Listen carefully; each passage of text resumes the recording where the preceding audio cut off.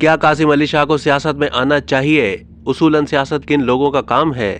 کچھ روز پہلے قاسم علی شاہ نے ایک سیاسی شخصیت سے ملاقات کی جسے بظاہر یہ تاثر ابھرا کہ وہ شاید سیاست میں آنے کا ارادہ رکھتے ہیں۔ ممکن ہے ایسا ہی ہو، لیکن سوشل میڈیا پر بحث شروع ہو گئی کہ کیا قاسم علی شاہ جیسے ٹرینر اور موٹیویشنل اسپیکر کو سیاست میں آنا چاہیے؟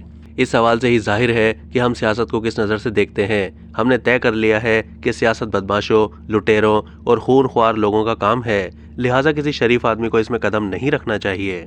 اصولی طور پر تو سیاست میں آنا ہی ان لوگوں کو چاہیے جو علمی اور اخلاقی طور پر بہتر پہچان رکھتے ہوں۔ کچھ لوگوں نے قاسم علی شاہ کو خبردار بھی کیا کہ وہ اگر سیاست میں آئے تو بہت گالیاں پڑیں گی، گویا قاسم علی شاہ اس راز سے ناواقف ہیں۔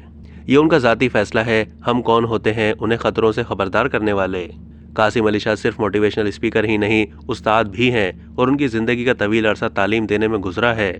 انہیں اگر سیاست میں آنا ہے تو سو بسم اللہ، لیکن ایک بات طے ہے کہ پاکستان میں سیاست نظریے کی بجائے شخصیت کے گرد گھومتی ہے۔ آپ جتنے بھی اچھے ہوں، جتنے بھی بہتر ہوں، آپ کو پارٹی کی بڑی شخصیت کے پاؤں میں اپنا پاؤں رکھنا پڑتا ہے۔ بڑی شخصیت جو کہے گی وہی ٹھیک ہوگا، وہی حکمت عملی اپنانا پڑتی ہے۔